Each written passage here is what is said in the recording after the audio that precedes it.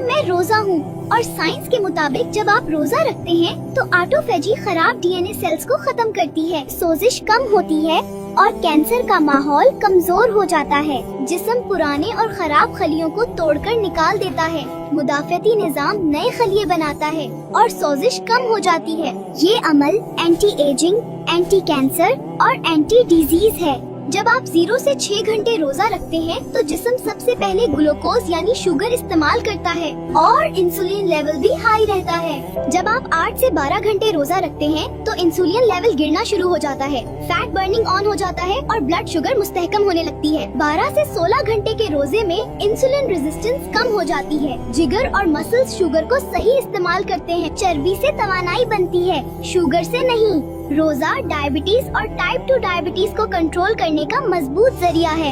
High blood pressure में रोजा रखने से इंसुलिन कम होता है, नमक की मिकदार कम जमा होती है और खून की नालियां रिलैक्स हो जाती हैं। इसीलिए रोजे से नसों का प्रेशर कम होता है और ब्लड प्रेशर कुदरती तरीके से कंट्रोल हो जाता है। मोटापे और पेट की चर्बी के लिए रोजा इंसुलिन को कम करता है, चर्बी जलने लगती है और हार्मोन्स का तवाजुन बेहतर हो जाता है। पेट की चर्बी कम हो जाए तो ब्लड प्रेशर, शुगर और दिल सब कंट्रोल में आ जाते हैं। दिल की बीमारी में रोजा रखने से खराब कोलेस्ट्रॉल कम होता है, अच्छा कोलेस्ट्रॉल बढ़ता है और खून जमने का खतरा कम हो जाता है।